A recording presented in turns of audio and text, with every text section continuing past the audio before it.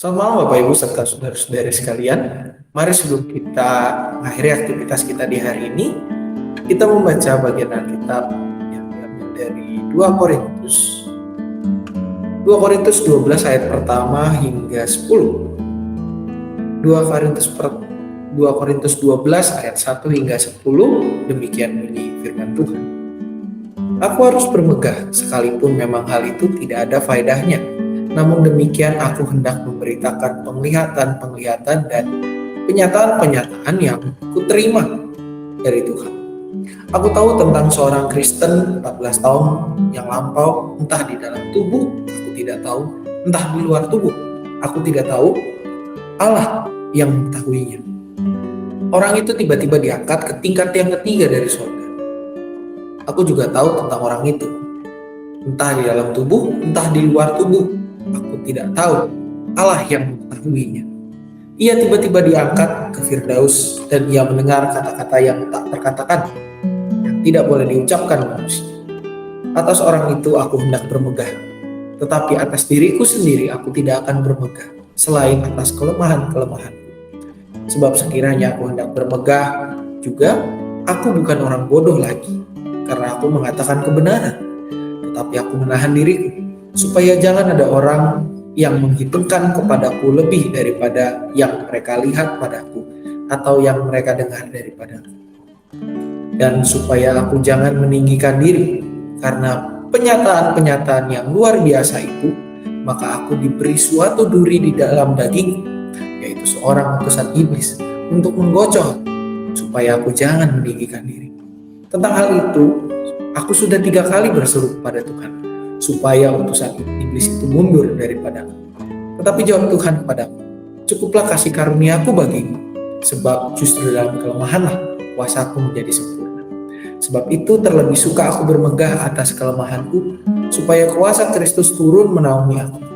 Karena itu aku senang dan rela dalam kelemahan, di dalam siksaan, di dalam kesukaran, dan di dalam penganiayaan, dan kesesakan oleh karena Kristus. Sebab jika aku lemah, maka aku umat yang dikasihi oleh Tuhan Yesus Kristus. Kalau kita bicara tentang kelemahan, nampaknya kelemahan itu adalah sesuatu yang berusaha untuk kita tutupi. Kelemahan kita seringkali kita usahakan agar orang tidak tahu apa yang menjadi kelemahan kita.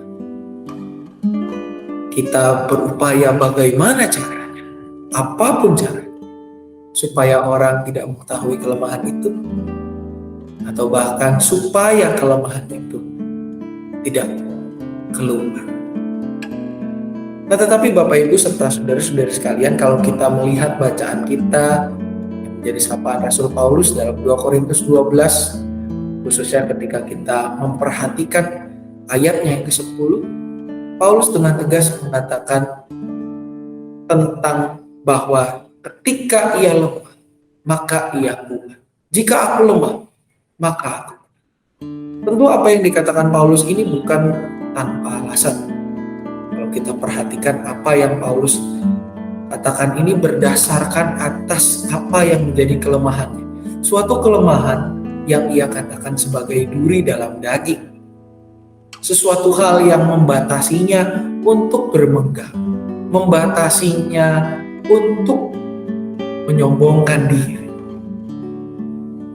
Menggunakan konstruksi kelemahan inilah Paulus mengatakan bahwa kelemahan itu bukan sesuatu yang harus kita sesali, melainkan melalui kelemahan kita Tuhan bekerja.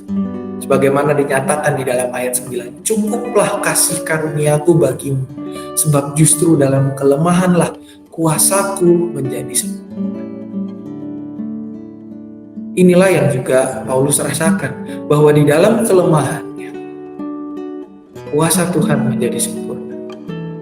Kelemahan-kelemahan yang ia miliki, duri dalam daging yang ia rasakan, tidak menghambatnya untuk terus melakukan pekerjaan kabaran Injil, tidak menghambatnya untuk terus bekerja secara sepenuh hati dan sepenuh jiwa bagi Tuhan. Ini juga yang mengingatkan kita Bapak Ibu, bahwa kelemahan kita terkadang adalah suatu cara yang Tuhan pakai untuk menyatakan kuasa-Nya di dalam kehidupan kita. Mengingatkan kita bahwa Dia adalah sosok yang satu-satunya berkuasa di dalam kehidupan kita. Kelemahan bukan untuk kita tutup-tutupi, tetapi kelemahan adalah suatu cara yang bisa kita syukuri. Sebab melalui kelemahan, kita diajak untuk terus belajar untuk mendekatkan diri kepada Tuhan, terus meningkatkan kemampuan, dan juga terus menyerahkan diri kita, bersandar kepada Tuhan yang mempunyai kekuatan yang luar biasa itu, yang selalu menaungi kehidupan kita, yang selalu memampukan kita untuk tetap bekerja bagi Dia, sekalipun kita memiliki kelemahan-kelemahan yang terkadang membatasi kita. Di dalam kelemahanlah Tuhan menguatkan kita. Pertanyaannya Bapak Ibu untuk kita renungkan, apakah kita telah bersyukur atas segala kelemahan kita? Atau kita justru masih bersikap anti terhadap kelemahan kita? Apakah kita telah menggunakan kelemahan itu untuk memacu diri kita supaya kita lebih lagi bersandar pada Tuhan? Atau justru karena kita menyadari kelemahan itu, kita malah menyerah pada keadaan? Apakah melalui kelemahan-kelemahan kita telah menjadikannya sebagai sebuah hal yang mendekatkan diri kita kepada Tuhan? Atau justru kita malah menggunakan alasan kelemahan itu untuk semakin menjauhkan diri kita dari Tuhan? Mari kita berdoa.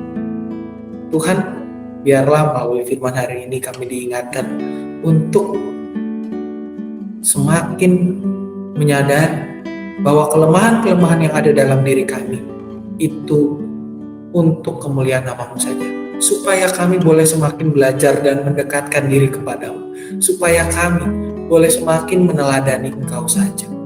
Mampukan kami ya Bapa untuk mengolah kelemahan-kelemahan kami, bukan untuk menjadi hal yang menjauhkan kami dari kuasa-Mu, tetapi semakin menyadarkan kami untuk bersandar hanya kepada kuasa yang berasal daripada-Mu saja.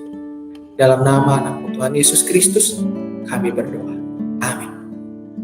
Umat yang dikasihi Tuhan, mengingatkan besok pada hari Rabu seperti biasa jam 7 malam ada PRT. Jam 7 malam PRT secara online.